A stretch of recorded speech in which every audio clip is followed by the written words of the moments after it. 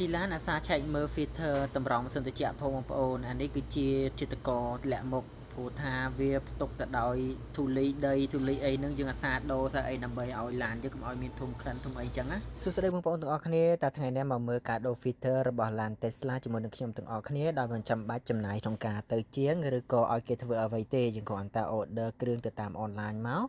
យើងមកធ្វើជួសជុលធ្វើដូរខ្លួនឯងដើម្បីកាត់បន្ថយការចំណាយបានមួយកម្រិតដែរព្រោះថាការចំណាយនៅក្នុងសហរដ្ឋអាមេរិកនេះវាមានតម្លៃថ្លៃមែនទែនគ្រាន់តែយើងដូរប៉ុណ្ណឹងគេយកយើង100ជាង130 140អីចឹងទៅប៉ុន្តែថ្ងៃនេះខ្ញុំបានធ្វើខ្លួនឯងយើងគ្រាន់តែអស់ថ្លៃទៅលើអីវ៉ាន់យើងប្រហែលជា20រៀលទៅ30រៀលតែប៉ុណ្ណឹងយើងអាចធ្វើខ្លួនឯងបានព្រោះថាប្រភេទឡានអគ្គិសនីរបស់ Tesla នេះគឺថាការដូរ filter គឺអត់មានអីស្មុគស្មាញទេសូម្បីតាយើងមូលខ្ចៅនោះក៏មិនមានខ្ចៅស្មុគស្មាញដែរគេគ្រាន់តែមាន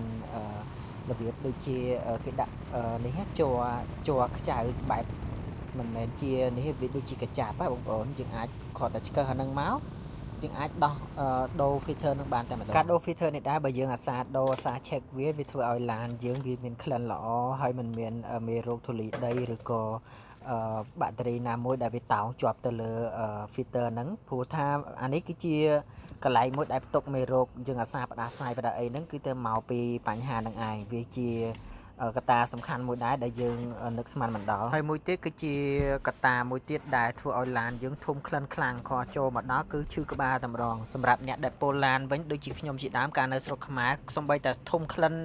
បែបចូលមកដល់ធំក្លិនស្អុយធំក្លិនឡានហ្នឹងមានអារម្មណ៍ថាពុលឡានបាត់ទៅហើយអានេះវាជា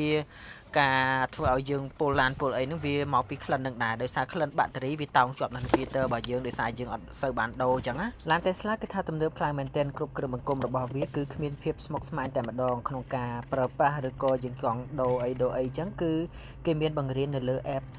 របស់ Tesla តតែម្ដងយើងអាចគ្រាន់តែមើលចូលទៅក្នុង app ហ្នឹងទៅយើងបញ្ហាកន្លែងណាយើងមើលបញ្ហាកន្លែងនោះទៅយើងអាចដោះស្រាយបានភ្លាមព្រោះថាវាមិនធ្វើឲ្យអ្នកប្រើប្រាស់ហ្នឹងគឺស្មុគស្មាញឡើយយើងអាចធ្វើបានដោយខ្លួនឯងជាកាត់បន្ថយការចំណាយទៅជាងហ្នឹងបានមួយកម្រិតផងដែរគឺថាល្អខ្លាំងមែនតើឥឡូវកាត់ដូរ filter ខាងក្នុងហ្នឹងត្រូវបានបញ្ចប់ហើយខ្ញុំនឹងធ្វើវីដេអូមួយទៀតកាត់ដូរ filter នៅខាងមុខជាចុងក្រោយសូមអរគុណទៅដល់អ្នកទស្សនាទាំងអស់គ្នាដែលតាមវីដេអូនេះរហូតដល់ចប់សូមកុំភ្លេចចុច like follow page មានអមូលផងដើម្បីទទួលបានវីដេអូថ្មីៗបន្តទៀតសូមអរគុណ